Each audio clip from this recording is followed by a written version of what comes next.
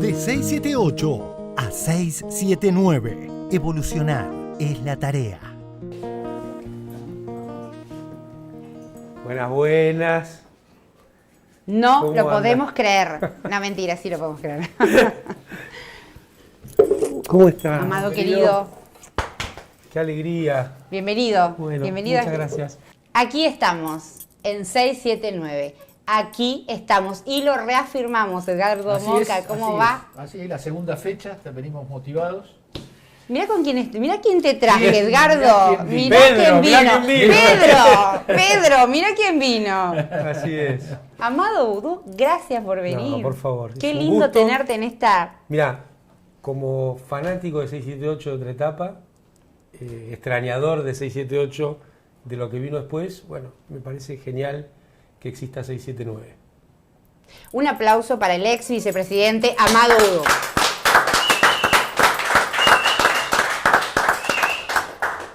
Vicepresidente, mandato cumplido. Señor vicepresidente, mandato cumplido. Así es, así es. Bueno, antes... Yo me sentía el mejor vicepresidente, pero ahora... ¡Epa! Es muy bien. Se vino con todo. Se vino con todo, Amado Vudú. Claro. Duró poco. Perdiste el top. El top one. ¿Fuiste el candidato de Cristina? ¿A vicepresidente? Sí, claro. No, en el imaginario. Esa verdad que relatamos, que narramos, que es a esta altura contrafáctica, pero había una intención de una candidatura de Amado Vudú. A mí me parece que en ese gobierno, son 3 gobiernos, ¿no? Pero bueno, es una continuidad en distintas etapas. Hubo muchas mujeres y varones que iban pudiendo ocupar lugares de responsabilidad.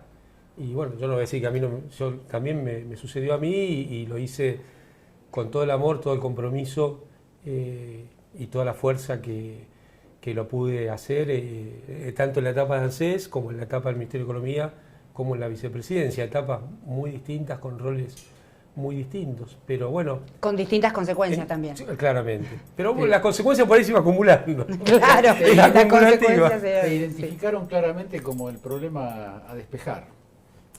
Sí. Más allá de la... El problema era el kirchnerismo, ¿no? El problema era el kirchnerismo, pero tu lugar en el contexto era un lugar muy estratégico, sobre todo con la no reelección de Cristina. Y de compromiso. Bueno, por supuesto. Sí. Y estamos aquí, permitámonos ese silencio, ¿no? Sí, este compartir alrededor de esta mesa. ¿No es un programa Los Gritos y Tapándose? No. No va por tele, entonces. Sí, ya nos tapamos ahí. No va por... Bueno, podemos inaugurarlo ahora. Sí, por eso nunca, da emoción también.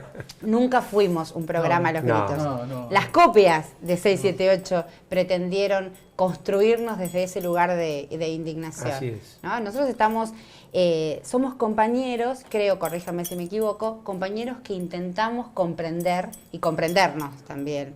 ¿Qué es lo que sentís que hay que...? Y hasta comprender a los otros. Claro. Porque me parece que esa fue parte también del rol de 678. Y me parece que del kirchnerismo, ¿no? Esta supuesta cosa que se dice que es en contra de alguien. A mí me parece que los gobiernos de Néstor y Cristina siempre fueron a favor de todas las argentinas y argentinos. Totalmente. Por supuesto, sin ser neutral. Totalmente. Pero no hay ningún sector social, económico de la vida argentina que el 10 de diciembre de 2015 no estuviera sensiblemente mejor que cuando asumió Néstor Kirchner, ¿no? Entonces, no se puede decir, me parece, y además que era sectario. Además que las piedras y los enfrentamientos tuvieron claramente la iniciativa de ellos. Claro. ¿No? El tema de la Obturar. 125, el tema de la... Ya había empezado antes, pero ellos encontraron un tema ahí para meter cizaña en un gobierno que iba tomando niveles de autonomía, personalidad histórica y apoyo popular, que era un problema para el bloque. Total. Dominante. Y a mí me parece que hay que volver sobre este tema, porque como que se naturalizó que el kirchnerismo estaba en contra de esto o de aquello o de Campo. Es una mentira muy bien construida. Sí, me parece que es el intento de no reconocer el conflicto y el antagonismo como parte de una sociedad, ¿no? O sea, de la cloa esta parte, está ahí esta falacia de la cloa Moca. De la cloa Moca, qué está, bien. Con su libro casas sobre más, casas más, casas menos. Chicos, voy a anotar, de la cloa a Moca. No, hermoso. Pero me parece que hay que deconstruir esta mentira. Sí. Porque tanto el gobierno de Néstor como los dos de Cristina fue a favor del conjunto. Y Ahora, el conjunto mejoró. Amado, permitime hacerte, antes de empezar el primer informe, de hacerte una pregunta. Si vos tuvieras que decir hoy, ¿qué es lo que necesitamos comprender de manera urgente? Del mundo, De nuestro país, de este contexto, de este tiempo. Me parece que construir, esto que dijo Edgardo, ¿no? Construir cada vez mayores grados de autonomía es no burlarse de la correlación de fuerzas, sino justamente irla modificando. Yo creo que hay que empezar por el tema de los ingresos de la población. Hace mucho que vengo proponiendo que el shock distributivo es una de las claves. Sin olvidar que la importancia de las exportaciones, Argentina tiene mucho para hacer en pesos en el conjunto de su geografía, porque a veces pareciera que se piensa la economía para Callao y Santa Fe, y Callao y Santa Fe existe, es importante, pero no es toda la Argentina, es parte de esa Argentina, y creo que ahí hay una punta del ovillo para comenzar la reconstrucción de nuestro país, que Macri lo destruyó. Desde Rivadavia, te diría que viene esa visión de la Argentina, porque Rivadavia también emitió un bono a 100 años. Son esas cosas, esas muecas que nos tiene guardada nuestra historia, ¿no? La Lehman Brothers, el bono era 1% de pago de capital anual, igual que el bono de Macri. E igual que Macri, esa plata ni entró en la Argentina. E igual que Macri, esa plata no se usó para nada que haya quedado para el pueblo de nuestro país. Entonces, me parece que ese es un hilo conductor. Es impresionante ese hilo conductor que estás tratando, porque fuiste narrando, te diría que casi cada uno de los informes que tenemos para compartir. Pero si te parece, arranquemos. Lo spoileé, dicen ahora. No lo spoileaste, no lo spoileaste. Le hiciste una intro. ¿Sabes qué pasa? Somos millennials, pero de los de antes. Muy bien, muy bien. Les propongo ver un informe. Bueno, vos hablabas de tu vicepresidenta preferida. Vemos de la 1, Cristina Fernández de Kirchner y otras cosas. La carta de Cristina y una Oppo más cara dura que nunca. Macri y sus cómplices tomaron la mayor deuda de la historia del Fondo Monetario Internacional. Ahora, esos mismos, sin que se les mueva un pelo, dan cátedra de cómo hay que arreglar con el fondo. Cristina Fernández de Kirchner, de una carta que el título es de silencios y curiosidades, de leyes y responsabilidades. Y comienza la vicepresidenta de la Nación diciendo hace ya varias semanas, desde los medios de comunicación hegemónicos, los sectores del poder real en la Argentina, y créase o no, según pude leer en letra de molde, también desde el Fondo Monetario Internacional y los brokers de Wall Street, se especula con el silencio de la vicepresidenta. Cristina Kirchner en silencio. Cristina Fernández de Kirchner sin hablar. Cristina en silencio. Porque ella no habló. También Cristina está escondida. No hablaba. Que está guardada. Cristina tiene la goma porque se borró en el peor momento. Se especula con el silencio de la vicepresidenta y su posición respecto de un posible acuerdo con el Fondo Monetario por 57.000 millones de dólares que pidió el gobierno de Mauricio Macri en el año 2018. ¿Va a haber un pedido al Fondo Monetario? No. He decidido iniciar conversaciones con el Fondo Monetario Internacional. La plata del fondo, que es la plata de los demás países, la usamos para pagar a los bancos comerciales que vencían y que se querían ir. ¿Por qué se querían ir? Porque tenían miedo que vuelva el kirchnerismo. Quiero que quede claro, porque es importante. 2 de cada 3 pesos que tomamos de deuda fue para pagar deudas del gobierno anterior. Y el peso restante ha sido para pagar el déficit fiscal. La plata del fondo, la usamos para pagar a los bancos comerciales que vencían y que se querían ir. Porque tenían miedo que vuelva el kirchnerismo. ¿Qué te parece, Vasco, cuando lees esta declaración? Está mal, la verdad está mal pensando. Realmente sorprende, la verdad sorprende. Sí. Pero hoy me asusta porque sabe que todo esto es una farsa. Sin embargo, la actitud más curiosa proviene de la coalición opositora que ha ganado a nivel nacional las elecciones parlamentarias celebradas el 14 de noviembre pasado. Declaraciones como, entre comillas, no vamos a decir nada del acuerdo con el Fondo Monetario hasta que Cristina no opine. Son moneda corriente en portales, programas de TV y redes sociales. Ahora va a llegar en la primera semana de diciembre el acuerdo con el fondo, quizás si se cumplen los plazos que marcó el presidente, a la discusión en el Congreso. La semana que viene el presidente va a hacer un llamado para que en el Congreso se debata y sería raro que en ese contexto el PRO, Juntos por el Cambio, rechace el acuerdo si hay una negociación y un consenso con el Fondo Monetario y vote en contra del acuerdo que renegocia la deuda que tomaron cuando eran gobierno.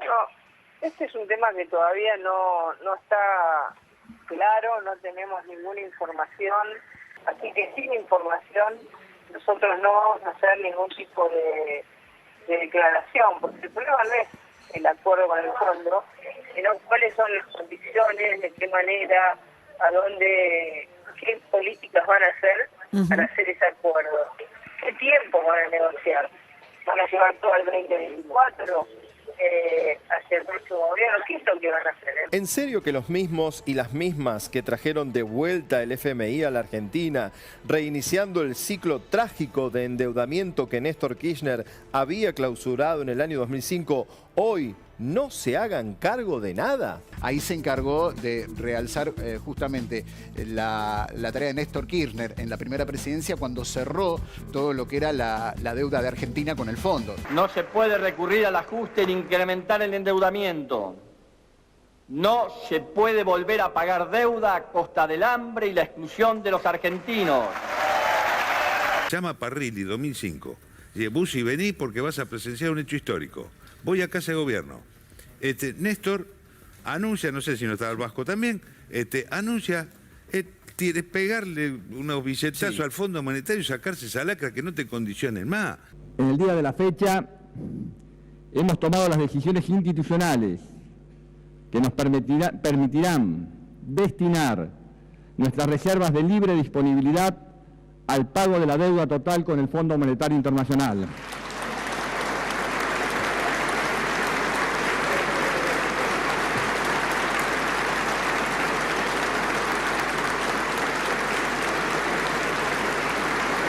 A ver, yo fui parte de ese proceso histórico del que menciona la vicepresidenta. Resulta que irresponsablemente el gobierno anterior toma un disparate de plata y ahora dice, bueno, la balconea, no se hacen cargo de nada. Déjense de joder. Tenemos que pagarle al Fondo Monetario Internacional 44.300 millones de dólares. Mi pregunta es muy sencilla. ¿Cómo se imaginaban que se pagaba esto?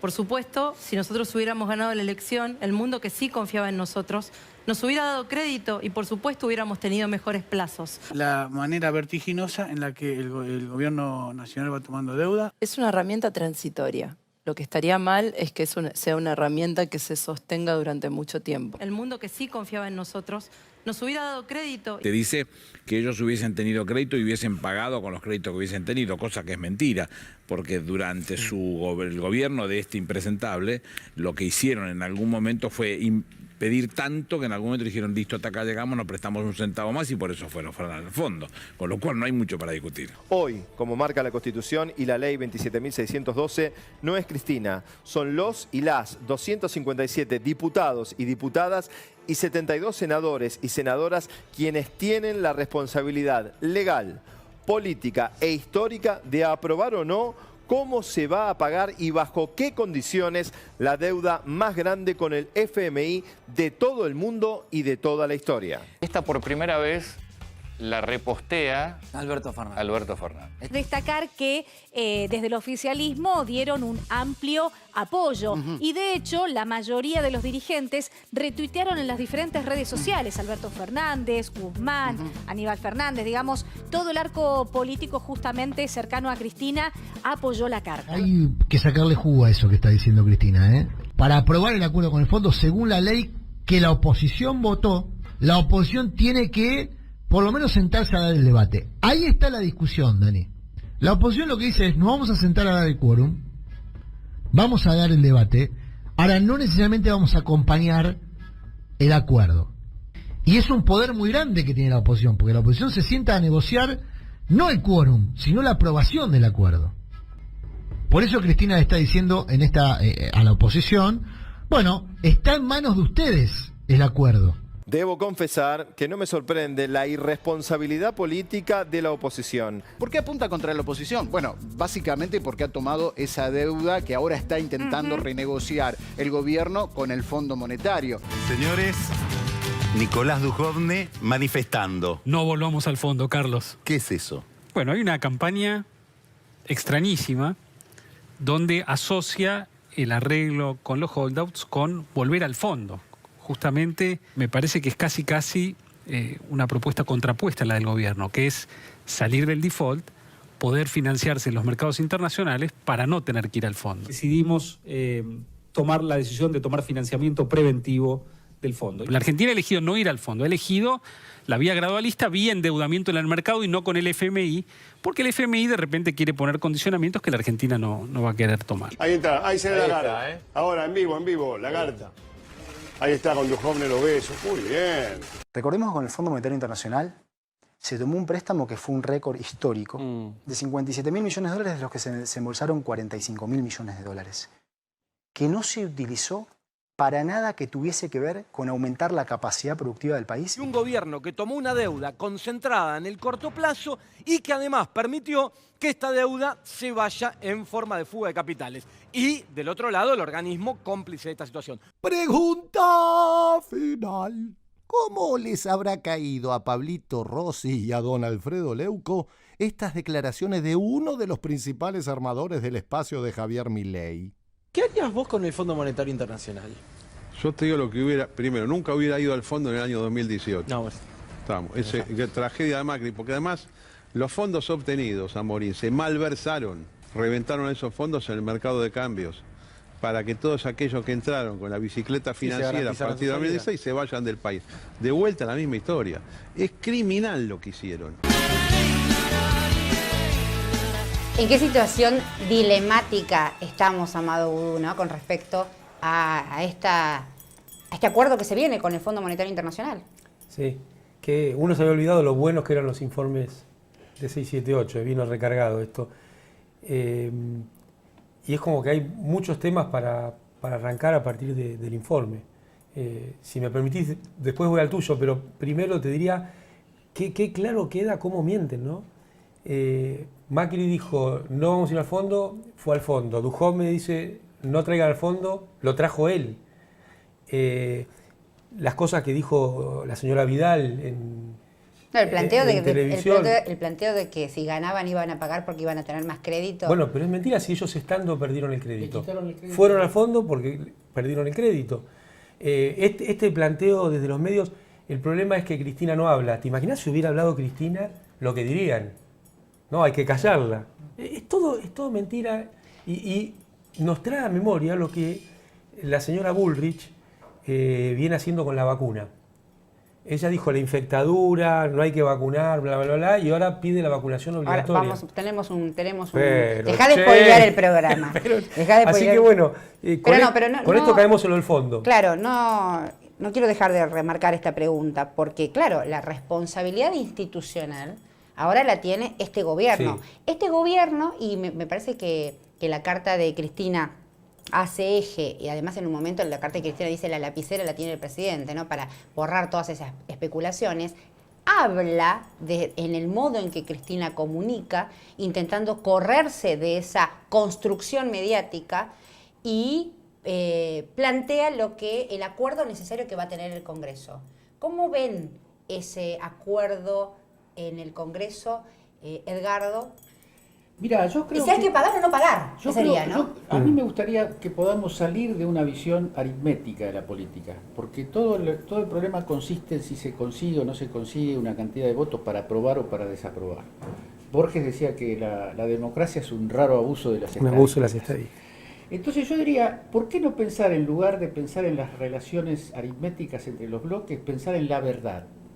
Porque esto que decís, Amado, es tan elemental, está tan a la vista, que hay una proporcionalidad entre la agudeza de la crítica, la que hace, por ejemplo, Aníbal, la que hace la propia Cristina, la que haces vos, la que hacemos todos de alguna manera, y la perversidad mentirosa de la respuesta. Porque decirle al país que la confianza de Juntos era tener el gobierno para recibir la confianza de los capitales internacionales, es mentir, es la presuposición de que Argentina es un vacío, que no hay palabra, que no hay verdad, que no hay responsabilidad. Es muy grave desde el punto de vista, voy a decir algo desacostumbrado en mí, político-moral, porque la política también entraña un nivel de moralidad, entraña un nivel de seriedad en la relación con el pueblo, que es el sentido mismo de la política, ¿no? Me parece que eso está muy adulterado y es un riesgo. Un país que pierde el sentido de la verdad puede entrar en cosas espantosas. Porque fíjate, Duhovne otra más tiene cuando él dijo, una de las cosas buenas que dejó el kirchnerismo es el país desendeudado. Y después el Espacio dice, no, estamos pagando la deuda que dejaron. Es todo mentira, todo mentira. Sí, es cierto. Algunas de las cosas que dicen. Pero yendo al tema de fondo, esto que había empezado, me quedé pensando, ¿no? Porque Borges hablaba de el abuso de la estadística, y no es una estadística, porque es una aritmética. Sí. Es un abuso de la poética. Pero la estadística es aritmética. No. Y, bueno, no. uno ve, Pero bueno, no importa. Eso, por favor. Pero no importa, no. Bien. Me trajiste eso a la cabeza. Está bien. Pero bueno, nosotros estamos enfrentando una situación que desde mi óptica tiene tres ejes.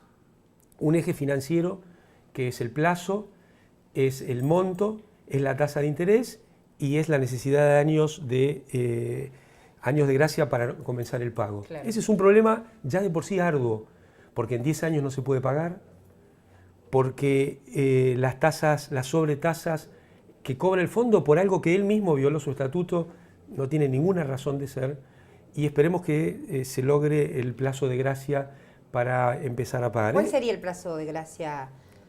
Yo creo que debería ser un mínimo de 4 años, aún sabiendo que en 10 años no se puede pagar.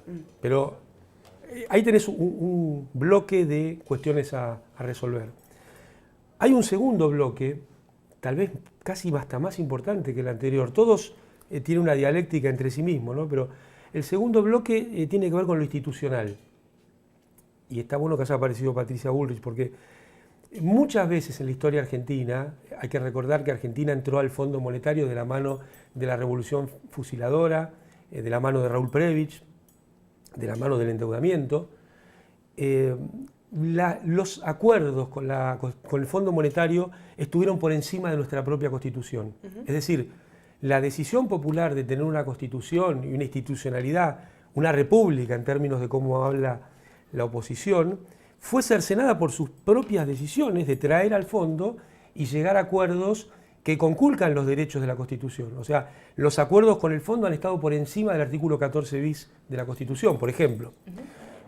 Pérdida de derechos y garantías que las argentinas y los argentinos tenemos producto de la Constitución que supimos conseguir. Ahora, este es un punto álgido porque el acuerdo con el fondo, en forma explícita o implícita, va a generar pérdida de derechos. Cualquier acuerdo. Cualquier acuerdo, porque ya sea cualquier acuerdo que no sea negociado con mucha fiereza del lado argentino. Fiereza en la defensa, con la fiereza que una madre defiende a sus hijos. Con la fiereza que una madre defiende a sus hijos. Ni más ni menos. Está en juego la soberanía, Carlos. Es eso. Es la patria, es la tierra, es el pueblo. En este segundo bloque de temas de la institucionalidad, ya sea en una versión fuerte, por ejemplo, modificación de nuestra legislación laboral o de nuestra legislación previsional, en una versión intermedia, donde no haya un gran cambio en la legislación laboral, pero sí pequeños cambios que en el tiempo se conviertan en un gran cambio. O en lo previsional, decir, bueno, vamos a traer las AFJP para hacer algo, una parte voluntaria.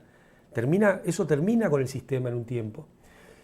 O en una versión más blanda aún, que sería, le vamos a poner un tope al déficit del Estado, porque eso a la larga termina destruyendo el sistema previsional o destruyendo el sistema laboral. Mirá, en el 2001, en el 2000, cuando la Alianza estaba en estas idas y vueltas con el fondo, de la mano de Cavallo, de Sturzenegger, de Patricia Bullrich, de la Rúa, un gobierno que no se privó de asesinar a los manifestantes de diciembre del 2001, porque estas cosas 39 víctimas. Después no se dicen más, ¿no es cierto? Pero sucedió.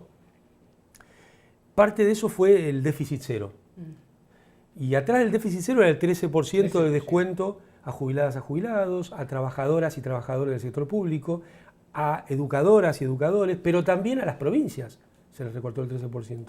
También a la obra pública se les recortó el 13%. Entonces, esto en una versión aparentemente detrás de un objetivo, entre comillas, razonable, que yo no lo comparto, que sería el superávit fiscal como una razón de ser de los estados. Es una herramienta, pero nunca puede ser un objetivo. Te dejaron sin país. Y esto es el quiebre de la institucionalidad en Argentina, que sucedió de la mano del Fondo Monetario Internacional. No pasó por obra y gracia de ninguna deidad ni de la naturaleza. Pasó por un gobierno argentino y el Fondo Monetario. Y ahí yo creo que tenemos una cuestión... ¿Cuál es el riesgo de que eso se repita? Y el riesgo siempre es alto porque está el fondo. Y ya te desplegaba un menú de 3 versiones distintas de lo mismo. Entonces hay que poner mucho el ojo y es muy importante que pase por el Congreso, decisión que tomó el presidente, decisión que se había votado el año anterior, en un mecanismo institucional también muy importante. Entonces ahí tenés un segundo bloque. Y el tercer bloque de temas es ¿quién paga? ¿Quién paga? Pero ¿quién paga en términos concretos? No es decir, bueno, esto lo va... No. Pará, si es con superávit, con la búsqueda del superávit fiscal, lo va a pagar los jubilados y las jubiladas. Lo van a pagar las trabajadoras y los trabajadores. La va a pagar las empresarias y los empresarios nacionales. La va a pagar también las y los comerciantes nacionales, por supuesto las cooperativas. Es decir, ya lo mostró Macri. En el gobierno de Macri, con estas políticas, al conjunto de la sociedad le fue mal. El salario perdió más del 20% de ingreso real, las jubilaciones perdieron 25% de ingreso real, pero también quebró el sistema productivo argentino. La recesión tocó a la industria, tocó al comercio, tocó a la construcción. Entonces, ese es lo que enfrentás en una situación como esta. Y es central entender quién lo paga. Y es central entender cómo el sistema tributario va a jugar en quién lo paga. Me parece que estos son los 3 ejes y la dificultad que estamos enfrentando de un problema que no lo inventó Alberto Fernández, no lo inventó Cristina Fernández, no lo inventó el pueblo argentino, lo inventó Mauricio Macri y sus secuaces. Sí, es una deuda y el fondo. Es una deuda que, por ejemplo, Raúl Zaffaroni plantea que hay que peritar, es una deuda que habría que peritar. Es una deuda que se planteó como fraudulenta, ¿no? Eso quedó también ahí... Lo explicó muy bien Maslatón, muy bien, porque eso es la bicicleta financiera. Claro. O sea, Macri usó este crédito para darle un seguro de cambio a sus amigos que vinieron a llevarse tasas de interés delirantes y que pudieran convertirlas en ganancias delirantes en dólares que no deben haber existido en ningún lugar del mundo en ninguna época. El gobierno argentino además se comprometió a llevar a la justicia, al Poder Judicial este tema, y creo que es un compromiso que hay que honrar. No puede quedar como la expresión de una circunstancia, de una cosa que pasó. No, claro. Es parte de la situación que tenemos hoy, el hecho delictivo más grande de la historia provocado por... Bueno, el presidente lo envió al Poder Judicial. Por eso digo, yo creo que eso... Sí, lo planteó en el 1 de marzo, en el inicio de sesiones. ¿Puedo hacer una digresión? La semana pasada dijimos bien Santilli, ¿no? Porque planteaba el 6, 7, 9. Y hoy estamos diciendo bien Maslatón. Bueno, está bien, digamos. El reconocimiento. Escuchamos y entendemos. Esto de comprender a los otros. Maslatón me deja asombrado a mí porque claro, la evolución. Desde una perspectiva del mundo, del país, de la vida totalmente distinta, antagónica con la mía, transmite una coherencia total, discursiva que asombrosa. Es extraordinario cómo lo explica. Salvo cuando le planteas el comunismo, ¿no?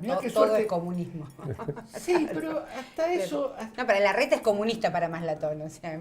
Sí, pero tiene su mirada... Es pintoresco, pero yo coincido, me alegra coincidir con Amado porque no lo habíamos hablado nunca. A mí, yo me quedo escuchándolo porque el tipo, desde el punto de vista de la lógica del argumento político, es impecable. Y además no es una persona que sea rimbombante buscando un título, buscando... notoriedad. Y defiende la política, Amado. Y defiende la política. No sé si llego a tan bien Maslatón, pero bueno, o sea, venimos, no se me vayan tampoco, ¿no? Acá estamos. Vengan, recobremos el ritmo. Cintia, y voy a retomar lo que hablábamos la primera vez, también nosotros tenemos que poner un aporte nuestro a que la lucha de ideas sea una lucha de ideas, no una lucha de chicanas. Entonces, cuando yo encuentro un tipo con los conocimientos, y más que con los conocimientos, con la sutileza retórica, argumental que el tipo tiene. Cuando alguien dice, sí, pero los políticos tienen que dejar de cobrar sueldo. No. Estamos hablando en serio, digamos. Claro. La conversación es una conversación sobre economía política, sobre el mundo, sobre el lugar del país y no una cosa de ese. Por eso. Bien Maslatón. Salimos de acá, vamos a otro informe. Rápido, ¿Les parece? Ahí vamos. País que dejó Cristina. país que dejó Macri. El primer balance de la parte económica de Macri tiene un cartel gigante que dice desastre. La pregunta es si algún día Cristina se va a hacer cargo de su pasado, ¿no? Inflación. Recibió 27% en 2015, la llevó a 56% anual. La duplicó. Cada vez que Cristina toma el volante del gobierno, despista. Pobreza. Recibió 30 puntos en 2015 según la UCA, la llevó a 34 según el INDEC. El problema más grave de la Argentina se llama Cristina Fernández de Kirchner. Desempleo. Recibió 7% de desocupación, lo llevó al 10% de la población. Mire, Cristina es apuntada, es señalada como la responsable de todos los males de este país, de todos los problemas de este país. Consumo de leche. Recibió 217 litros de leche promedio por persona por año de consumo y lo bajó a 133 litros de leche promedio por persona por año. Esto es un desastre porque la leche es el último consumo que se saca. Ahora, el eje del mal, la patrona del mal es la presidenta de facto, o el cristinato. Producción de autos. Recibió un país que fabricaba 526.000 autos por año. Deja un país que fabrica 466.000 autos por año. Pero la idea de Cristina Buena voló por el aire. Consumo de carne. Recibió 59 kilos promedio por persona por año. Lo bajó a 50 kilos promedio por persona por año. La gente come mucha menos carne. Cristina es mala, ¿eh? Más de 23.000 empresas cerradas en 4 años. Endeudó 65% más al país. Duplicó el riesgo país. Cristina es mala. Basta, tío, me angustié yo con esto, me basta. Suficiente, suficiente para mí, suficiente para vos, suficiente, basta. ¿Cómo puede ser que Macri sea un candidato a presidente competitivo después de estas cifras salvajes? No hace tanto tiempo, los salarios de los trabajadores en la Argentina estaban al tope de la región. En cuanto a remuneración. Absolutamente. Y mire lo que fue pasando. ¿Cómo fue cayendo el salario mínimo vital y móvil de la Argentina y del resto de los países latinoamericanos en relación al dólar? Claro. Mire, es impresionante ver cómo encabezábamos durante 2011. En un muy buen momento de los últimos 10 años. Y fíjese, cuando termine el video en pocos segundos, ¿dónde vamos a quedar? 2011 estábamos al tope. Arriba. Arriba de todo. Mire cómo se va moviendo. Seguimos, se mueven otros. No, nosotros seguimos ahí. Argentina sigue ahí, baja Uruguay. Estamos sube en 2014. el salario. Sube el salario. Estamos al tope. Más de $100 con diferencia de segundo. 2015. Exactamente. Estamos más de 100. Se amplió la más. brecha. El segundo es Ecuador y por mucha diferencia Argentina. estaba mejor Argentina. Bueno, vamos Imágenes 2016. exclusivas. 2016. Estamos siempre al tope. Seguimos. Seguimos. Vamos al 2017. Lideramos la región. Sí. Vamos al 2018. Pam, pam. Bajamos. Atenti. Bajamos. Atenti. Bajamos. Pum, pum. Bajamos. Paramos ahí. Abajo de Ecuador, Chile, Uruguay, Paraguay, Bolivia, Brasil y Perú. Abajo nuestro, Colombia, México y Venezuela. Y Venezuela. Habíamos de una crisis. 2019 es esto ya. 2019. Estamos en esta posición. Perdimos un ranking. Del ranking de los primeros, de los más importantes en la región, en relación al salario Mínimo vital y móvil en relación a dólares. En relación a dólares pasamos del primer puesto octavos.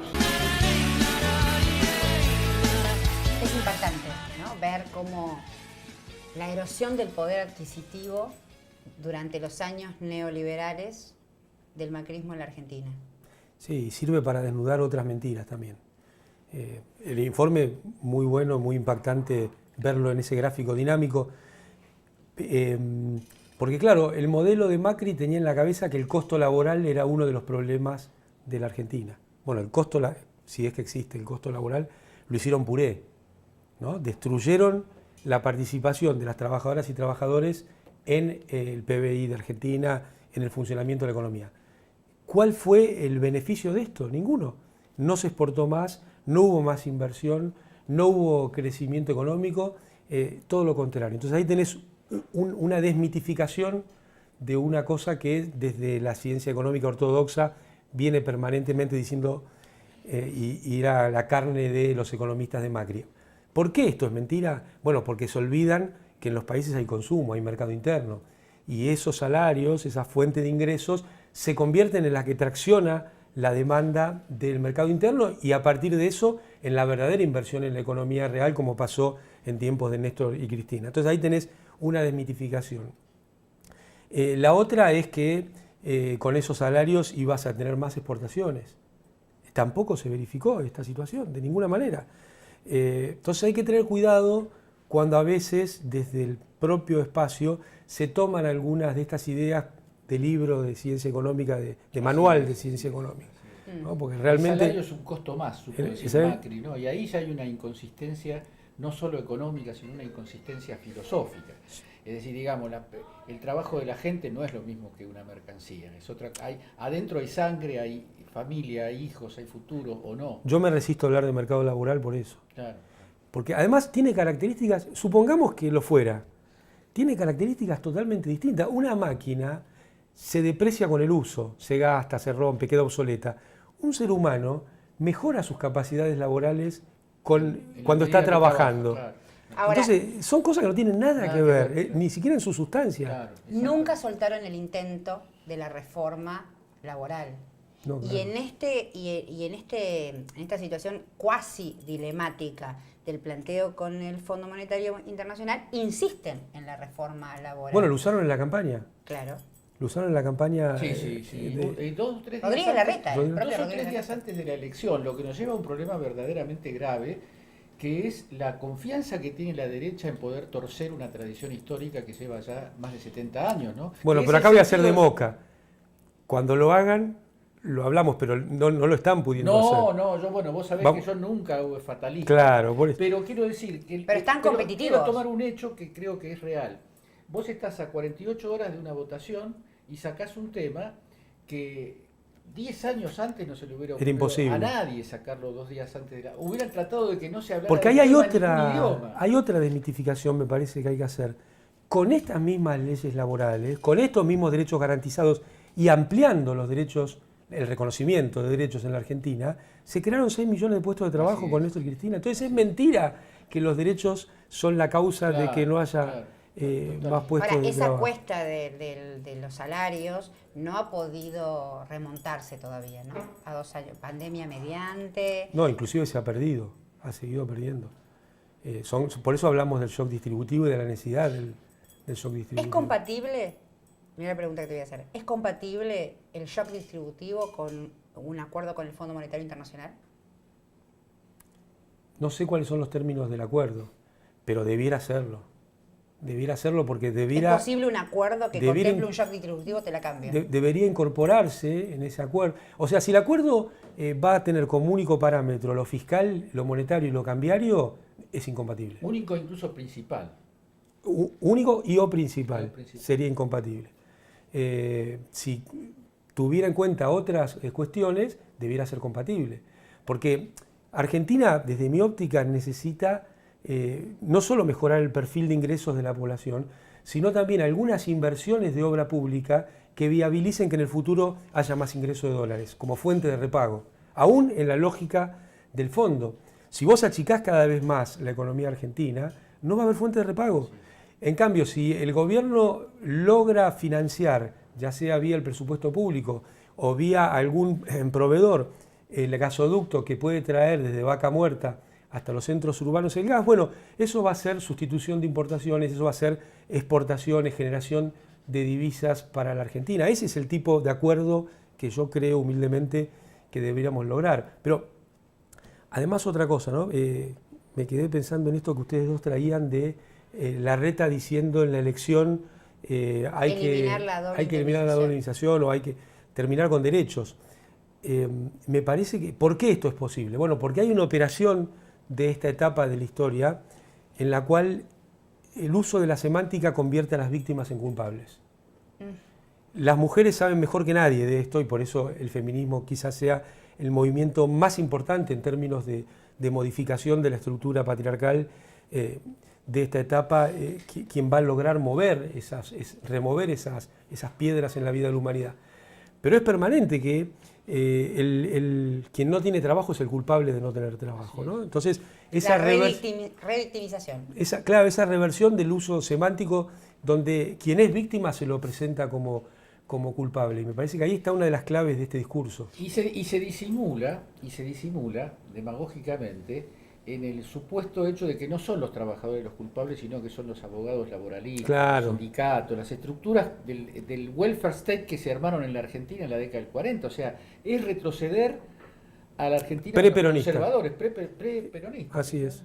Qué bien, Amado, que trajiste el tema de los feminismos a la mesa. ¿Estás deconstruido? Qué sé yo, espero que sí. Pero haces el intento. Hago el intento, sí. ¿Qué hay en esa perspectiva de género, en esa marea verde? ¿Qué es lo que ves?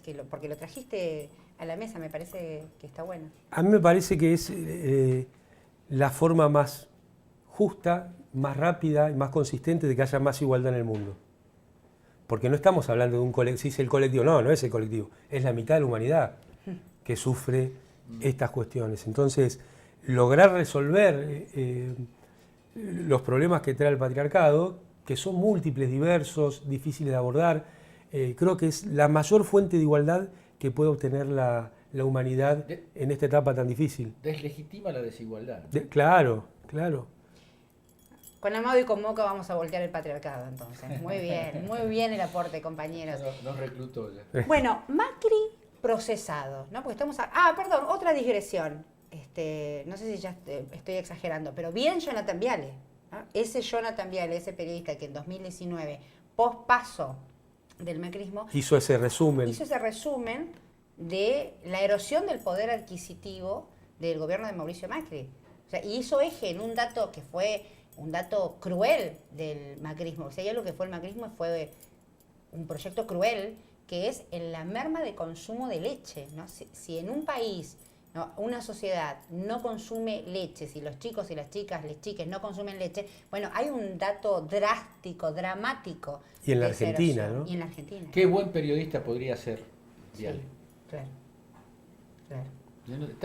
Me gusta más decirlo así que ensañarme con él. Claro. Vos podés ser un periodista bárbaro, porque tenés sensibilidad, tenés ideas, pero un reconocimiento a Mauro, tenés que ¿no? superar. Un monstruo, Mauro Viale. Un reconocimiento aquí desde 679 Evolución. Una gran persona y un gran periodista. Creo que en ese orden. En ese orden, sí, coincido, en ese orden. Bueno, volvemos. Macri procesado.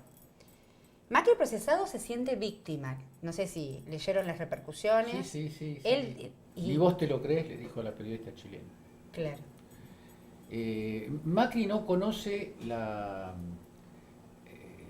yo creo que es un caso de psicopatía, no quiero dármelas de especialista en nada, ¿no? Pero es ese tipo de ejemplares que frente a la evidencia, frente a la catástrofe moral que él se da cuenta que está viviendo, porque se le cae todo como un castillo de naipes, el tipo sigue poniendo cara de dominio de la situación.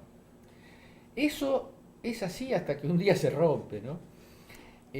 Porque en la medida que vos respondés a una catástrofe con dichos catastróficos, en la medida que una periodista te quiere sacar una opinión sobre algo que es una evidencia que todo el mundo tiene y vos la sacás de malas maneras, en la medida que vos decís que si te sentás con el fondo en 5 minutos resolvés el problema del país pidiendo créditos porque el mundo te va a reconocer, cuando los hechos más elementales de la experiencia de los argentinos y argentinas muestran que eso no funcionó, a Macri no le funcionó nada de eso, porque lo que está diciendo es lo mismo que decía antes de las elecciones del 2015, que nos utilizó a nosotros como chivo expiatorio y dijo a los que le decían la verdad, y mirá qué sintomático, a los que le decían la verdad le dijo que eran panelistas de 678. Está bueno. Algo de cierto tiene eso, ¿no?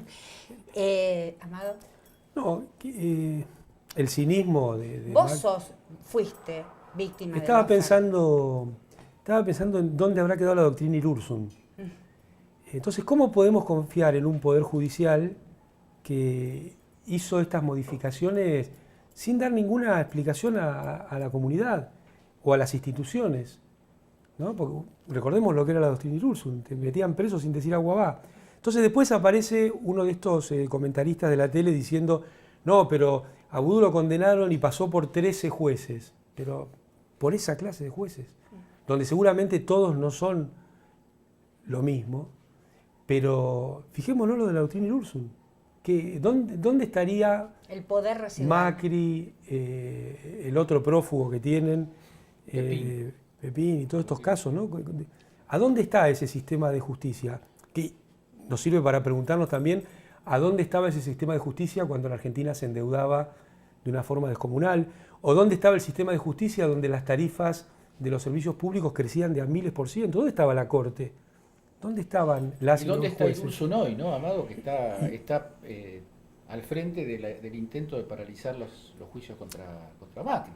Es decir, la inmunidad de ese personaje es llamativa, ¿no? Le deseamos a Macri... Pero vos mirá, que no le pase lo que nos pasó a nosotros. Le deseamos a Macri un debido Todo el proceso. peso de la ley, pero no como nos pasó a nosotros, que no era sin ley. Porque en la Argentina y en el mundo debe haber pocos casos donde se cablearon con cámaras y micrófonos las cárceles para espiar a las y los detenidos, a sus familias, inclusive a sus abogados. Y esto no es un panelista de 678, porque los cables, las cámaras, los micrófonos estaban. Y para mí lo de panelista de 678 debiera ser una medalla, no algo despectivo.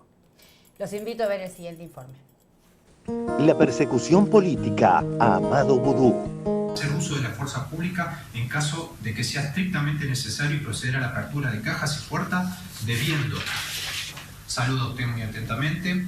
Ariel Lijo, juez federal. Ordenó la detención de Vudú porque este martes pasado varias organizaciones no gubernamentales vinculadas al gobierno lo denunciaron. ¿Por qué? Por retener causas, por demorar causas vinculadas a la corrupción. Lijo, ¿qué hizo? Entendió perfectamente el mensaje y firmó la orden de detención de Vudú.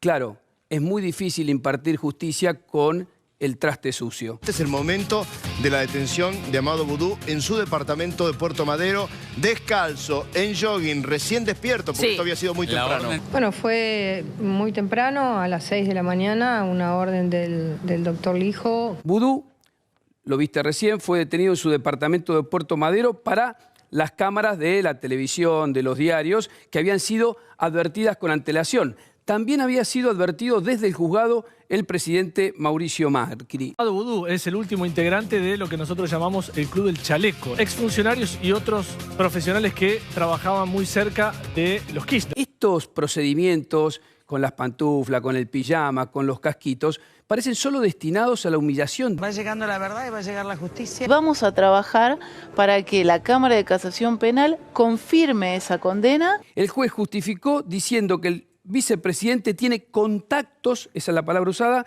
que podrían ayudarlo a fugarse o podrían obstaculizar la investigación. Parece que Ursun, cuando firmó ese escrito, estaba pensando ya en alguien. En el caso de Vudú, los dos preceptos que plantea el juez no se cumplen. Está concurriendo al juicio de Chicone, así que es muy difícil que se vaya a fugar, o sea, está derecho, y si tuviera la posibilidad de entorpecer la investigación, la pregunta es por qué el hijo no lo detuvo hace un año, o no lo detuvo hace 2 o 3, cuando realmente Vudú tenía esa facultad. Poder residual. ¿Quisiste fugarte? No, como yo tengo una responsabilidad en la Argentina, además de la institucional que tuve, simbólica y política. Y de ninguna forma jamás se me pasó por la cabeza. Ni a mí, ni a ninguna de mis compañeras y compañeros. Pero déjame decirte algo. Yo recuerdo un programa en 678 cuando te perseguía el Grupo Clarín y toda la maquinaria mediática y se estaba preparando la maquinaria del Lofer. Vos en un momento, no me acuerdo si en on o en off, pero vos planteaste la posibilidad de que esto fuera a suceder. Claro.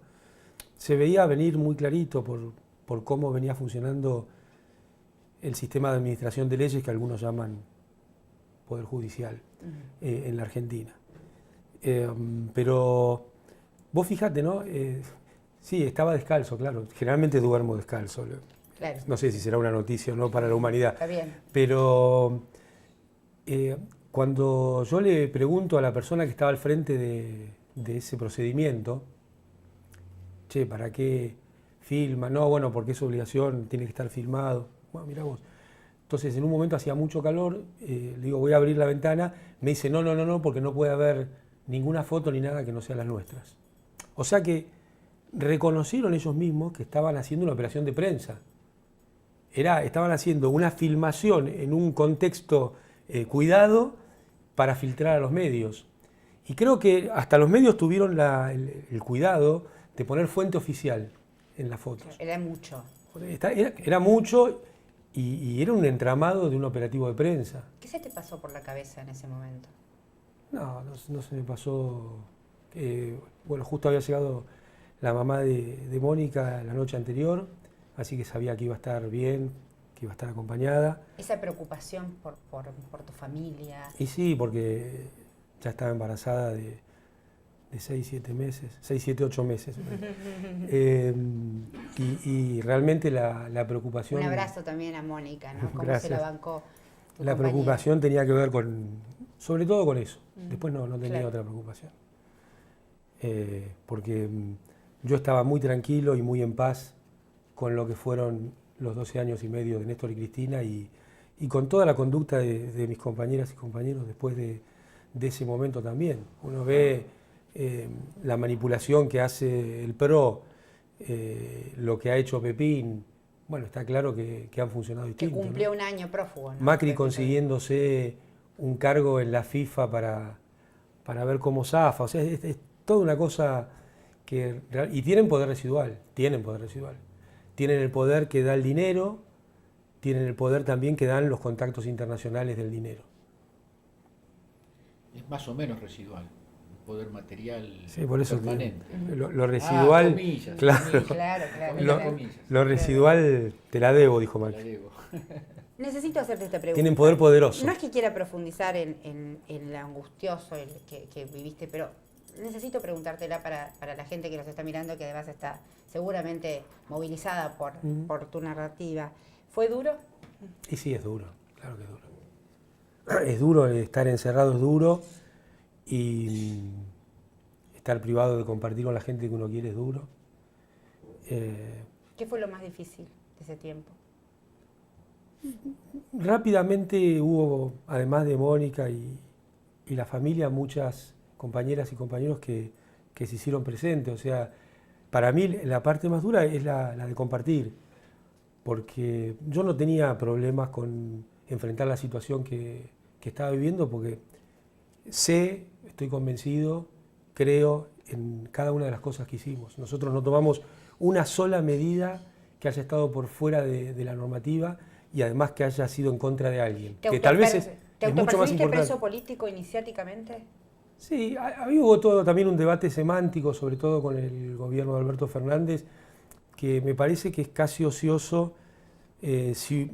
O sea, la palabra preso político tiene una fuerza histórica que no se puede despreciar, que sería un error político de un espacio como el nuestro, como la historia del peronismo, despreciarlo. Técnicamente uno puede discutir si estabas a disposición del Poder Ejecutivo o no, y si eso era el carácter de preso político, pero en términos de la semántica, de la representativa, de la simbología, en Argentina hemos sabido y hay presas y presos políticos aún hoy. Milagro Sala. Todavía tenemos el caso de Milagro Sala, pero a mí me gusta eso. Por ahí los nombres que somos más conocidos, bueno, hemos recibido hasta el abrazo, y hay muchas personas que no son tan conocidas y que han sufrido incluso más, porque había personas que no eran de la política, que eran funcionarios de tercer o cuarto nivel, que fueron arriados en esas prisiones sin ningún sentido y con mucha injusticia, y ver a sus familias teniendo que acompañarlos y sufriendo las situaciones. Yo creo que sobre todo el reconocimiento tiene que ser para esas personas que tenían menos simbología, menos preparados, si es que uno puede estar preparado para este tipo de situaciones, y quizás ni siquiera convicciones políticas porque llevaban adelante tareas técnicas. Entonces me parece que ahí se produjo un dolor muy grande y muy innecesario también. ¿Moca? Bueno, toda esta historia es un... ¿La viviste? Sí, es una parte de ¿La acompañaste? de mi experiencia.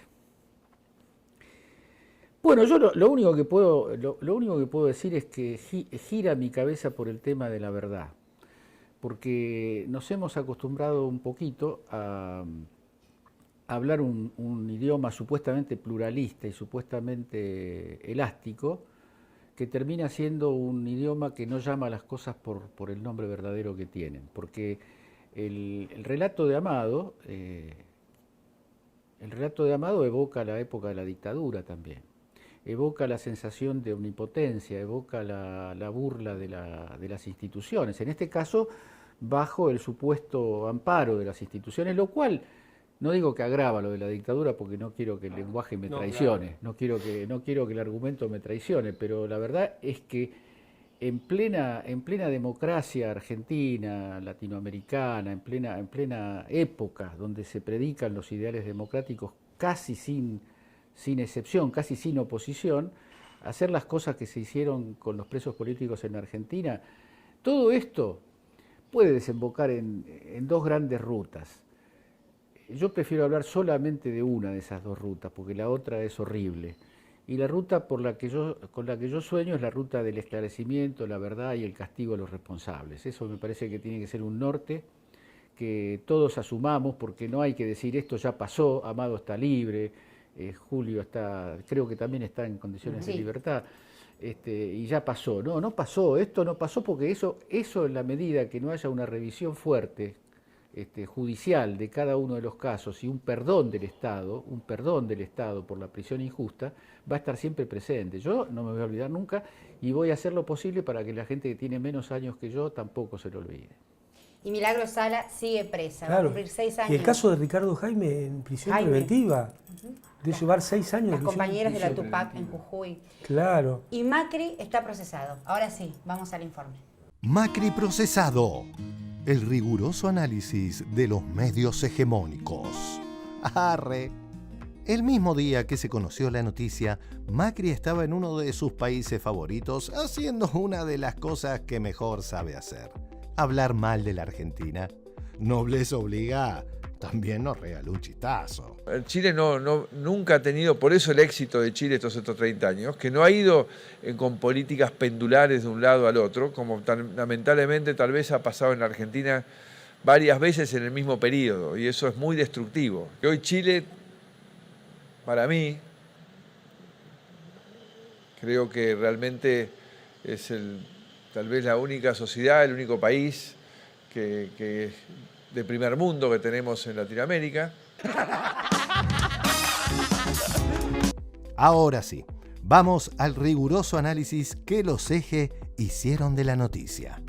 Procesaron al expresidente de la Nación, Mauricio Macri. Este fallo lleva la firma del juez Martín Baba, juez de Dolores, que lo acaba de procesar a Mauricio Macri por realización de actividades de espionaje a familiares de víctimas del Ara San Juan. Vamos a ver toda la solidaridad que está recibiendo el expresidente. Persecución política, una suerte de lawfare, ¿no? Pero al revés. Al revés. ¿No?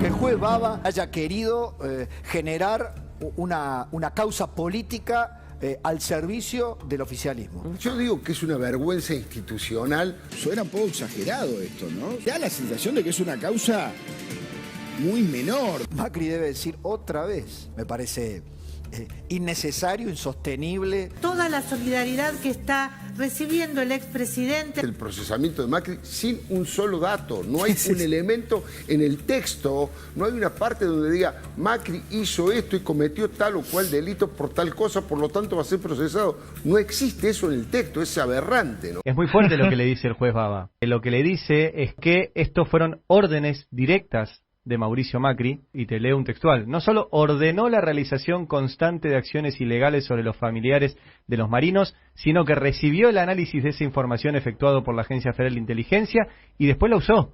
No existe eso en el texto, es aberrante, ¿no? ¿Qué necesidad o qué interés puede tener Macri en espiar a los familiares de Ara San Juan? Seamos realistas. ¿Para qué Macri va a querer espiar a los familiares de Ara San Juan? ¿Qué intencionalidad política puede tener realmente? Familiares y allegados que, recordemos, después del hundimiento del submarino Ara San Juan, durante la gestión de Macri en 2017, familiares y allegados de los marinos que desaparecieron, que fallecieron por la tragedia, se estaban organizando para hacer reclamos y hacer visible justamente su protesta, su reclamo, en reclamo de que se esclarezca qué pasó con el submarino y por qué se hundió. ¿Para qué Macri va a querer espiar a los familiares de San Juan? ¿Qué intencionalidad política puede tener realmente? Lo que surge del espionaje es que los espías que se infiltraban entre los familiares después le llevaban a Macri qué le iban a preguntar los familiares para que él tuviera preparada una respuesta. Que se investigue se tenga que investigar, pero saquemos a Macri del medio. Que se investigue se tenga que investigar, pero saquemos a Macri del medio. Esto que está en la causa, ¿no? Seguimientos, fotos. Claro. Sí. Hay que ver si eso conforma espionaje, ¿no? Hay que ver si eso conforma espionaje, ¿no? Una cosa es, fíjate a ver qué dice, pinchale el teléfono a este para ver si están enojados con nosotros, qué sé yo. Pinchale el teléfono a este para ver si están enojados con nosotros, qué sé yo. Y otra cosa es, a mí me suena la palabra espionaje de una película que le van a sacar la información a ver si le vendieron a China o a Rusia. Si una pinchadora de teléfono no está ordenada por el juez, es un delito, Hay que ver si eso conforma espionaje, ¿no? Me parece innecesario, insostenible, que Macri ordene investigar, hacer la inteligencia a los familiares. Siempre en el análisis político y no jurídico. Siempre en el análisis político y no jurídico. Presidente Macri, yo quería insistir en este tema respecto al procesamiento. ¿Cómo lo toma usted? ¿Considera que acá hay algo ilegal al someterlo a este proceso? Te he dicho que es una persecución política que termina en esto que ya todos sabíamos. Pero más incómodo es para la propia justicia argentina tener jueces como juez Baba. Eso es mucho más incómodo para él. Pero se le dice que usted investigó ilegalmente a la familia, que dirigió una operación de inteligencia contra la familia de las víctimas del Ara San Juan, presidente. Ni vos te lo crees. No, pero claro, o sea, en realidad eso es lo que dice la justicia, presidente. Por favor, por favor. El fondo de la cuestión jamás lo exhibirán, por obvias razones. Escandalosa denuncia de espionaje ilegal a los familiares de las víctimas del buque Ara San Juan. Mientras buscaban a sus familiares, mientras rogaban tener alguna respuesta acerca de dónde estaban sus familiares, es que se dio este espionaje. No hubo privacidad en los mensajes, en las llamadas, no hubo privacidad nuestra en nuestro andar diario. Una tragedia que nos afectó a todos los argentinos, porque todos hemos estado y seguimos estando solidarios con los familiares del Ara San Juan. Yo no lo vi al señor presidente dando su solidaridad con la entereza que tenía mi hermana. No lo vi. Cuando vino acá, vino vestido de fútbol porque había ido a jugar, miéntame, había ido a jugar golf. Sí, quería venir a saludarlos y decirles que estamos haciendo todo lo posible. Vino vestido de fútbol porque había ido a jugar, miéntame, había ido a jugar golf. Y mi hermana está explotada en el fondo del mar. Hemos estado y seguimos estando solidarios con los familiares del Ara San Juan. No puede ser que hayan sido espiados los familiares. Los familiares siempre dijimos que él tenía responsabilidad en esta cuestión. El juez Baba insiste con la prohibición de salida del país. Incluso aclara en su resolución que teniendo conocimiento que Macri se encuentra fuera de la Argentina, que es consciente de eso, que la misma se hará efectiva una vez que regrese a nuestro país. Más allá de lo que diga, que él no tiene nada que ver, qué sé yo, pero me encantó que no lo dejen salir del país ese delincuente. La mesa judicial está full, ¿no? La pucha, me parece que aceleraron con todo. Se dio una demostración de poder desde medios hegemónicos diciendo presunto espionaje. Está usando una causa sobre supuesto espionaje a familiares del Ara San Juan. Nos han mentido desde el primer día, nos espiaban. Nosotros los denunciamos y prácticamente nos trataron de paranoicos. Tenemos prueba material de que nos espiaron ilegalmente. Supuesto espionaje a familiares del Ara San Juan. No, señores, el espionaje está aprobado. Justamente esta Cámara lo aprobó a través de un informe de la Comisión Bicameral. El juez da el informe de la Comisión de Inteligencia que maneja Moró como una verdad absoluta. A ver, Alfredo, ¿se entiende lo que estamos hablando o se estamos haciendo mucho lío? Sí, está claro. De todas maneras, a mí yo creo que hay que tener cuidado con algunos detalles. Es una humilde opinión, ¿no es cierto? Yo creo que hay que tener cuidado con algunos detalles. Es una humilde opinión, ¿no es cierto? Porque es también entrar en el juego de ese tipo de situaciones. Hay que ser muy hijo de puta. Y perdonen que diga hijo de puta, para joder con una tragedia como el Ara San Juan, que finalmente a esta altura creo que no le importa a nadie. A esta altura creo que no le importa a nadie. ¿Cuántos son los familiares que lo denuncian a Mauricio Macri? Bueno, yo le quiero decir que hay 44 compatriotas a 900 metros de profundidad, que nos importa a la mayoría de los argentinos saber el final de esa historia. Pregunta final. ¿Sacarán alguna vez al aire en La Nación Más a los familiares del Ara San Juan que denuncian a Macri? Es muy impresionante, ¿no? Porque habiendo argentinas y argentinos que han fallecido en ese submarino, que se mienta tanto y que se siga procedimientos de espiarlos a gente que está padeciendo la pérdida de familiares muy queridos, solamente es comparable con lo que hizo Videla infiltrando a las madres de Plaza de Mayo en su momento. Es interesante lo que decís. Macri como Videla, ¿no? Podríamos trazar una línea porque además también son mujeres las que espiaba Macri en su mayoría, las madres y las mujeres de las víctimas del Ara San Juan. Algunas apreciaciones para que después ustedes planteen los considerandos. El juez Baba lo califica a Macri de autor, ¿no? De autor porque le dice, vos llevabas las riendas, le dice de esta, y mandaste a espiar, espiaste y te beneficiaste. Y lo usaba, claro. Exacto, con los resultados del espionaje. Por otro lado, hay un tema que uno con esto que en un momento, que recién dijiste vos y Moca vos también hace un ratito, hay una estructura, podemos decir que hay un trípode de la democracia que se armó con un consenso político mayoritario, que son la ley de inteligencia, la ley de seguridad interior, o sea, son las leyes que sostienen la estructura que desmantela el aparato represivo. Esto no debe tener precedentes. No sé qué piensan ustedes. Efectivamente fue uno de las grandes luces de la recuperación democrática, la recuperación del Estado de Derecho en términos de respeto por las libertades individuales y las garantías individuales. Yo he seguido muy de cerca toda la investigación del juez D'Alessio, del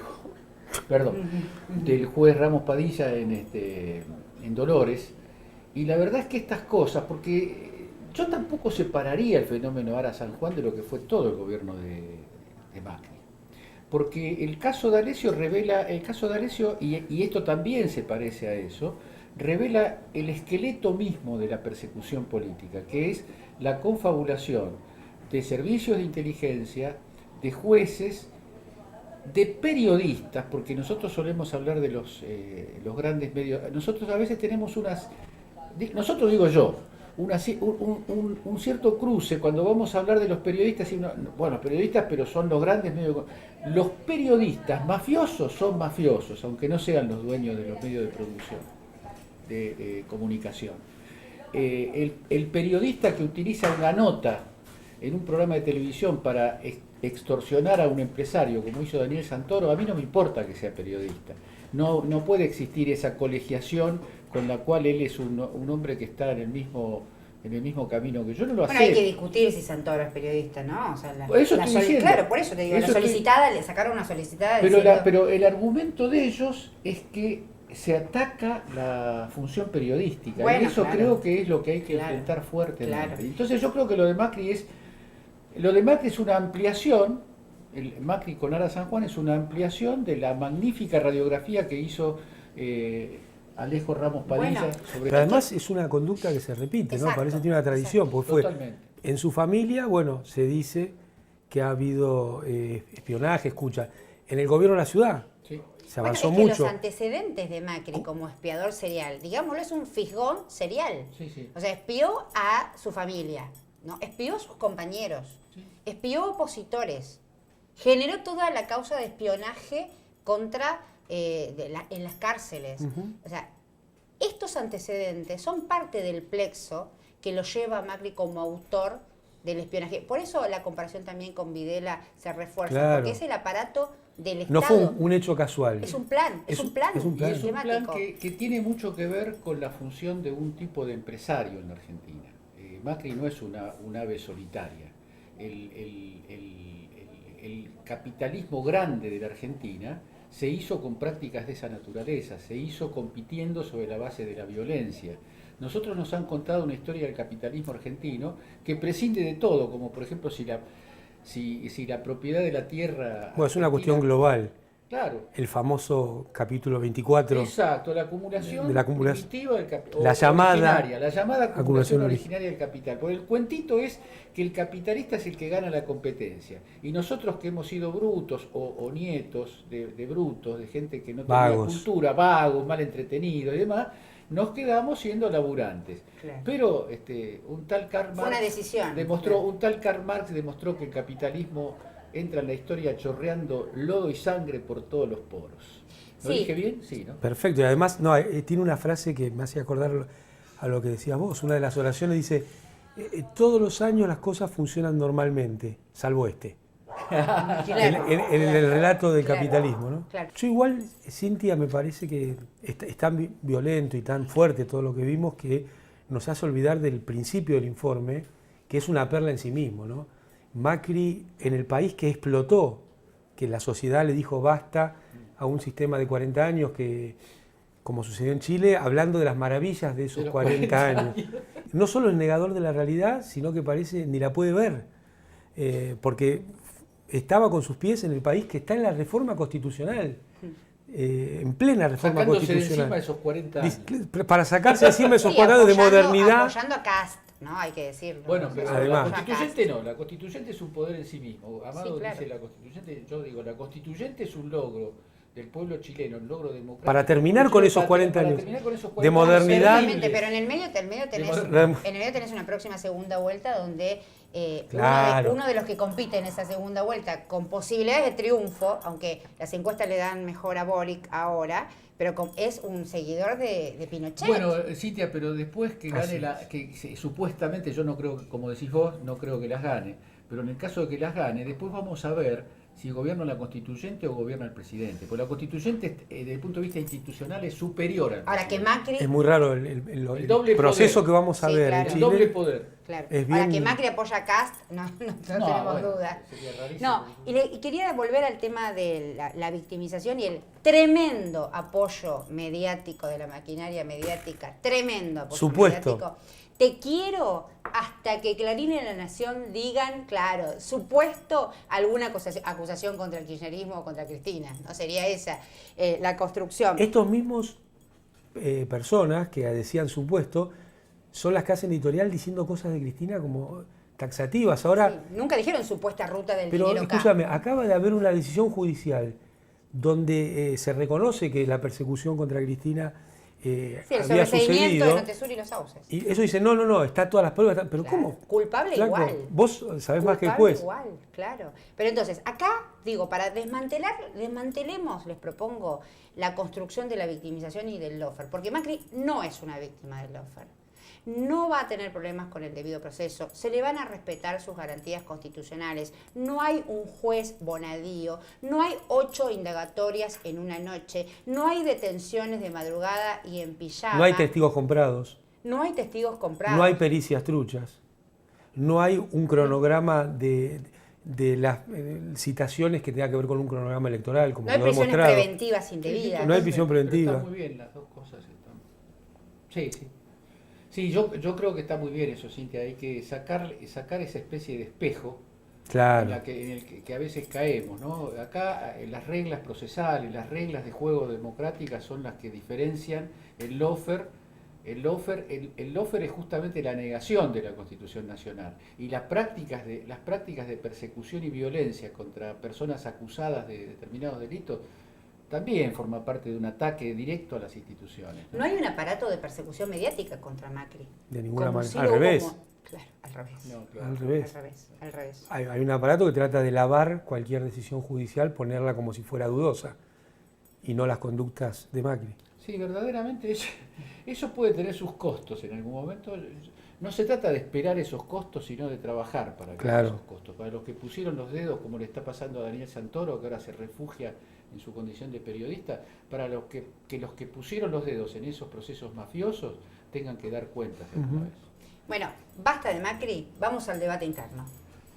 Bienvenido al debate interno a 679. Que alguna vez me desvío, salgan a la calle y recuérdenme que me estoy desviando, porque voy a volver a poner el auto en el camino correcto rápidamente. Tenemos un comunicado de Cristina Fernández de Kirchner. Aquí está. Como siempre, sinceramente, siempre le planteé al presidente lo que para mí constituía una delicada situación social y que se traducía, entre otras cosas, en atraso salarial, descontrol de precios, especialmente en alimentos y remedios, y falta de trabajo, sin desconocer, obviamente, el impacto de las dos pandemias, la macrista primero y la sanitaria. Acá hay que revisar rápidamente el enfoque económico completo. Yo creo que estamos asistiendo a un fracaso muy fuerte de las ideas de Guzmán, ¿no? Yo entiendo que las cuestiones macroeconómicas, el Fondo Monetario, bueno, puede tener mucho glamour estar intentando resolver problemas reales que existen. Pero acá la situación está muy dura en lo que está pasando en el tema precios en la República Argentina. Tenemos que tener en cuenta la situación en la que Argentina se encuentra, ¿no? A mí me encantaría contar con la situación macroeconómica que tenía la Argentina cuando Mauro fue ministro de Economía, ¿no? Que había claramente una situación fiscal, externa, de reservas en el Banco Central. Hoy la realidad lamentablemente es distinta, y es distinta porque pasó Macri y porque pasó la pandemia. También señalé que se estaba llevando a cabo una política de ajuste local equivocada que estaba impactando negativamente en la actividad económica y por lo tanto en el conjunto de la sociedad. En realidad habla de matices dentro de cada una de las dos posiciones del gobierno. Obviamente el equipo de Guzmán está más preocupado por la macro y en el Patria están más preocupados por la plata que llega al bolsillo de la gente, pero en el Patria saben perfectamente que si vos la plata que pones ahora en el bolsillo hace que la inflación mensual a fin de año vuelva a subir a 4 puntos y medio, no sirve para nada, y que hoy en día la mayor preocupación de la mayoría de los argentinos, según todas las encuestas, es la inflación. Bueno, hay un debate hacia adentro. ¿Ese debate lo salda la carta de Cristina pospaso? Mira, es un frente. ¿O lo evidencia? Es un frente. El frente tiene matices, si no, no hubiera hecho falta construir un frente. Entonces, creo que es caer en una trampa, agraviarnos por el tema de que haya discusiones o matices.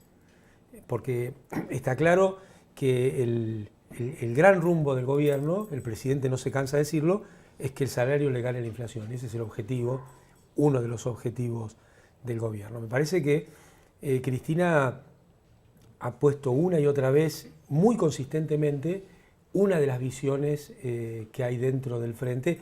Para mí es la visión tal vez más importante en términos políticos, porque es quien diseñó y estructuró este frente. Es un frente, pero no tiene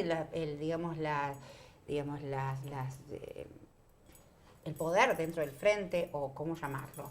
Las ecuaciones de representación dentro del frente no son simétricas. No, es razonable que suceda este tipo de cuestiones en un frente, porque es la lógica constitutiva misma, ¿no? Cristina fue la armadora del frente. Fue la que lo diseñó, la que lo armó y lo que lo puso en funcionamiento. La fuerza más importante. Y sigue siendo la fuerza más importante del interior del frente. Ahora, esto no puede negar el rol de Alberto Fernández. No, de ninguna manera. En la campaña, en cómo transmitió la cosa. No, lo reafirma la propia Cristina. Claro, exactamente. Si uno mira el correlato de las cartas de Cristina, es muy consistente. Podríamos ver las cartas más lo que dijo cuando estuvo en Cuba, todo lo que presentó a fin del año pasado. Ella ha sido muy consistente, y creo que una consistencia importante en Alberto, en Cristina, en muchas de nosotras y nosotros, es poner primero que nada la unidad. Ahora, esto no puede obturar el debate, y a mí de ninguna manera ni me gusta ni me interesa entrar en debate con los compañeros y las compañeras que tienen responsabilidades de gestión. ¿Qué van a andar debatiendo conmigo? Es un poco absurdo eso. Uno trata de aportar. Pero se pueden debatir ideas, ¿no? Sí, pero o sea, siempre se puede. Siempre tratamos de hacerlo aportando. Ahora, tampoco podemos pensar la política como una secuencia de fotos. La situación que nosotros teníamos allá por 2008, 2009, también la construimos. No es que vino del éter una situación macroeconómica. Hubo una construcción de eso. Porque en ese momento había una crisis global, no de las dimensiones obviamente que hay hoy, de ninguna manera, pero había una crisis global que hasta ese momento era la crisis tal vez más importante de la historia del capitalismo moderno, a la par de los años 30. por los mecanismos de difusión en todo el globo de esa crisis. Entonces, había una crisis global. Había un desafío al poder democrático y político.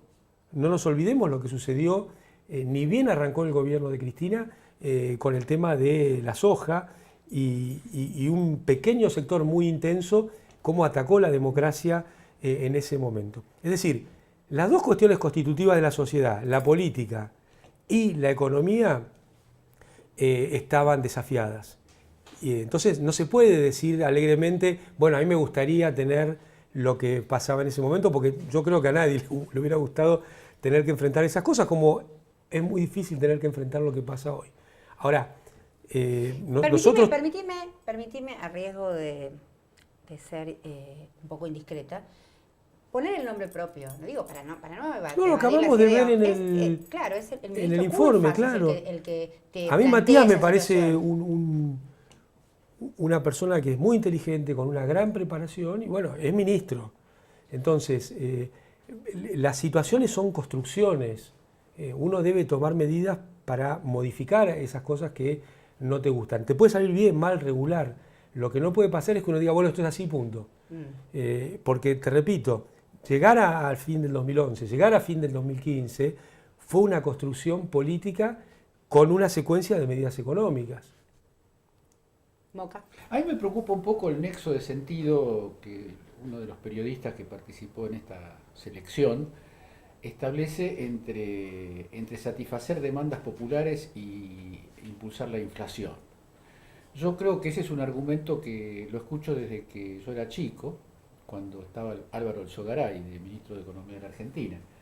No me parece un buen argumento. Yo creo en una política de estímulo del mercado interno y en el carácter virtuoso de una política de estímulo del mercado interno. La restricción del gasto, el orden del gasto en situaciones dramáticas como las que vive la Argentina, hay que encontrar otra forma. Si esa es la forma que hasta acá se te ocurrió, seguí pensando, porque esa no lleva... Pero además hay un contraejemplo para desbaratar esa secuencia, que es el gobierno de Macri. El gobierno de Macri no resolvió ninguna de las cuestiones populares, no utilizó el presupuesto público de una forma progresiva, y sin embargo la inflación explotó. Hubo una inflación creciente durante todo el gobierno. Entonces, ese mismo ejemplo que tiene 2 años desbarata esta secuencia. Vos decís, Amado, la unidad es necesaria, ¿no? Y estamos de acuerdo, creo que lo venimos charlando. Ahora, ¿le agregás la palabra rumbo a esa unidad? Claro. ¿Unidad cómo? Algunos decíamos al principio de esto, ¿unidad para qué? Suena medio bestial, pero es una forma clara de entenderlo. Yo hoy diría unidad y rumbo, unidad y sentido. Cómo esa unidad es una construcción política que cada vez cobra más fuerza a partir de las respuestas que le da la población, de las respuestas que le da el pueblo. Porque si no, la destrucción de la unidad va a ser fruto de las propias contradicciones que pueden ser menores en el comienzo, pero que se pueden exacerbar si no hay respuestas hacia afuera. Entonces, eso es lo que hace Cristina con la carta. Cristina con cada carta, con cada dicho. Pero con esa carta puntualmente, ¿no? Donde habla de ajuste, habla de... Bueno, la primera carta. La primera carta, la carta pospaso. Sí, pero me parece que con esta vuelve a hacer algo similar. La unidad se va a reforzar y va a ser más potente y va a ser más amplia cuanto más respuestas le dé al conjunto de la población. ¿Qué pide? ¿Qué creen ustedes? Perdón, Sí. o sea, a la unidad no la debilita necesariamente algunas personas que la tensionan. La debilita la posibilidad de respuestas. 20 años del corralito, 20 años del 19 y 20 de diciembre, 20 años de las 39 víctimas del 2001. ¿Informe? Adelante. Seguimos estrenando secciones. El Top 679-10. Hoy, a 20 años del Corralito. El 2001 será un gran año para todos. Qué lindo es dar buenas noticias.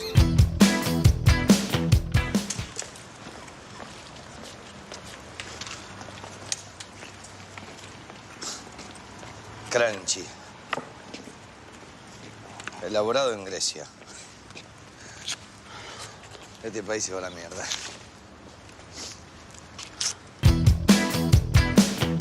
¿El 2001 será mejor? Yo creo que va a ser mejor. Va a ser un buen año. Va a ser un buen año, bueno, por lo menos una nota positiva. Cada uno defiende sus intereses y tiene su visión. Lo importante es la visión que tengamos nosotros. Crear un clima de confianza, quitarle los medios, los miedos a la gente. Que la gente pierda los miedos. Tanta confusión al final crea las condiciones para una corrida bancaria. Y ahí viene una medida de emergencia para calmar esa situación que después se llamó el corralito. Muy comprendida en su momento, la gente no tomó mal, entendió que era necesario pisar la pelota, tranquilizar los ánimos. El corralito. Muy comprendida en su momento. ¡Avalo, compadre! ¡La concha de tu madre! Habla del blindaje, es para dar tranquilidad afuera, da tranquilidad afuera. Pero no es de afuera, es adentro, porque si nosotros perdemos la tranquilidad de los de afuera, perdemos la tranquilidad de los de adentro. ¿Usted lo juzga positivo? ¿Yo lo juzgo positivo? Mauricio, tu reacción. Yo coincido bastante con lo que dice Melconian. La batalla que tenés que dar hoy, en el corto plazo, es ver cómo parás la hemorragia esta que se ha abierto en el sistema bancario, que está muy sólido y que si Argentina sale de esto, el modelo bancario argentino se va a exportar. Marisa de Flores, ¿existe un monto mínimo para pagar con tarjeta de débito? Porque hoy fui a la farmacia a comprar un remedio que vale 8 y me dijeron que el monto mínimo son 10 pesos. No, lo que pasa es que es obligatorio aceptarlo cuando el pago es de 10 pesos o más. Si es menos. Y si es menos, lo puede aceptar lo mismo, lo debería aceptar lo mismo. Lo que pasa es que no es obligatorio por una cuestión de posiblemente simplificación, ¿no? La verdad es que no sé bien por qué lo hemos hecho obligatorio solo de 10 para arriba. Me parece que habría que hacerlo obligatorio para todo. Así que voy a aprovechar esa pregunta para Marisa de Flores repensar el tema. Algo. $1 y un peso. ¿Cuál es su moneda, ministro? El peso, sin duda. Y este va a valer cada vez más. El peso, una moneda que prácticamente no tenía ninguna relevancia. Se utilizaba nada más que para las transacciones cotidianas, pero la moneda en la que la gente ahorraba era el dólar. ¿Cuál es su moneda, ministro? El peso, sin duda. Van a ser respetadas las monedas en que hicieron sus depósitos.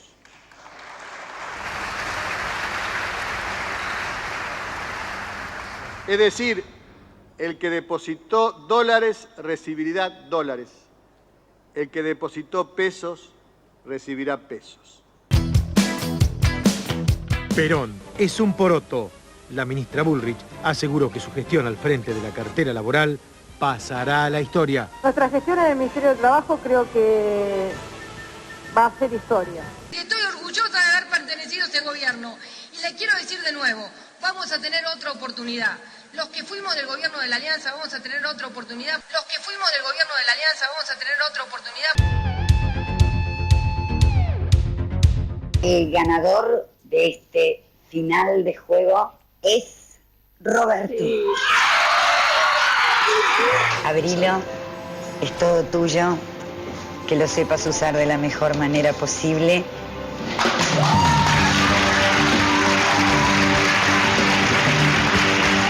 Yo gané Gran Hermano el 1 de diciembre. Ese día estaba dando las medidas Caballo. Del 2001. Agarré corralito de evaluación. Es todo tuyo. Un mensaje para Caballo. Que lo quiero mucho. Doctor Caballo, si está, si lo tenemos. Doctor, venga, acérquese. Parece, doctor, que vamos a improvisar, que en televisión nunca se dijo nunca esa frase. ¿Qué tal? Ha sido. Doctor Domingo Caballo, gracias por venir. ¿Cómo estás? ¿Qué tal? Hola. ¿Cómo Se estás? conocen. ¿Cómo estás? Simplemente, Por que supuesto. quede registro. Gracias, Muy doctor. Bueno, muy generoso. Mucho, muy bien. Muchas Hasta gracias. luego, buenas noches. Buenas noches. Hasta luego. Chao, hasta luego. Suerte. Hasta luego. Top 6, 7, 9, 10. Sí, yo me quedo ¿Con qué se quedan, claro? Con lo de la señora Bullrich, ¿no? Porque fue la ministra del 13%. Fue la ministra del 13%, salió a hacer propaganda con sacarle el 13% a los jubilados, metió al país en una dinámica en la cual cada vez hacía falta hacer recortes y violencias más grandes, que terminó con la destrucción de la Argentina, y además tuvo una segunda oportunidad. Tuvo razón. Volvió con Macri y volvió a hacer cosas de un talante similar o peor. Siempre fuerte con los débiles, ¿no? Como decía Néstor. Néstor. Claro. A mí Me impactó no por el lado de la sustancia política, sino del nivel de ridículo, el diálogo donde Cavallo primero explica que se tuvo que hacer así. Yo esperaba, cuando la primera vez que lo vi en esta época, que Cavallo diera una de esas explicaciones que no entiende nadie, pero que cierra. Al final terminó diciendo, voy a ver cómo acá. No sé por qué lo hicimos. Claro, claro. Yo también me quedo con Susana haciendo reflexionar a Cavallo. Un gran momento. Y después otra vez la prensa diciendo que el 2001 iba a ser bárbaro, ¿no? Claro. Acompañando siempre a los poderosos. poderosos. Bullrich diciendo que se venía. Ay, Pato, ay, Pato. Bueno, este fue el último informe de esta noche. Quiero comentarles algo que les va a gustar, algo lindo. Así que vamos a intentar también terminar con buenas noticias. No digas que lindo dar buenas noticias porque... Claro, no tengo esa voz, no tengo esa posibilidad. Pero sí contarles algo lindo, y es que tenemos la figura del Indio Solari, el frente de nuestra computadora, en esta composición que estamos haciendo para transmitir, porque el Indio Solari, a través de las redes sociales, le dio la bienvenida a 679.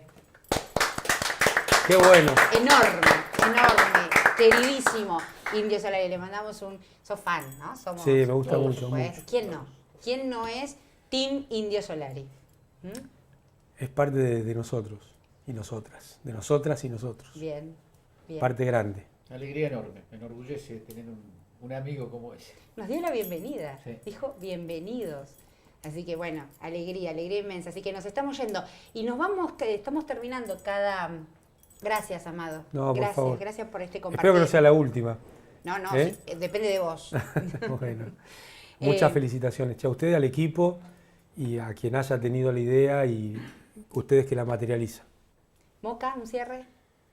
No, me quedo con el de Amado. Yo también tengo una alegría, ustedes saben la alegría que me da estar acá, volver a reencontrarnos, volver a trabajar en una causa que fue, con el otro número, fue una de las mejores experiencias de mi vida y confío en que esta va a ser todavía mejor que la otra. Ese otro número está. Somos Evolución, pero somos 678. Yo mira, ni siquiera sueño con que vuelvan mejores. Con que vuelvan iguales, soy feliz. Y acá estamos.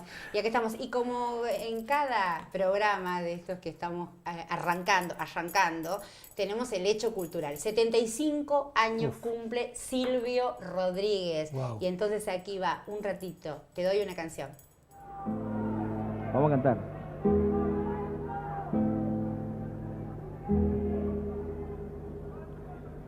Como gasto papeles recordándote, como me haces hablar en el silencio, como no te me quitas de las ganas, aunque nadie me ve nunca contigo.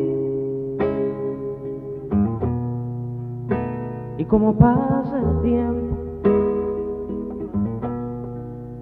que de pronto son años, sin pasar tú por mí detenida, te doy una canción y abro una puerta y de la sombra sales tú. Te doy una canción de madrugada, cuando más quiero tu luz. Te doy una canción y cuando apareces, el misterio del amor. Y si no lo apareces, no me importa, yo te doy una canción.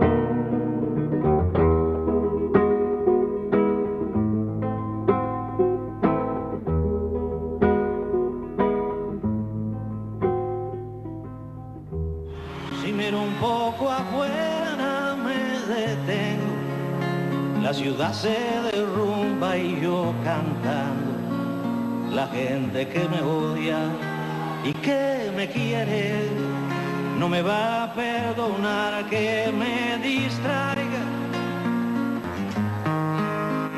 Creen que lo digo todo, que me juego la vida, porque no te conocen ni te sienten. Te doy una canción y junto razón sobre mi derecho a hablar. Te doy una canción con mis dos manos, con las mismas de matar. Te doy una canción y digo patria, y sigo hablando para ti. Te doy una canción como un disparo, como un libro, una palabra, una guerrilla, como dos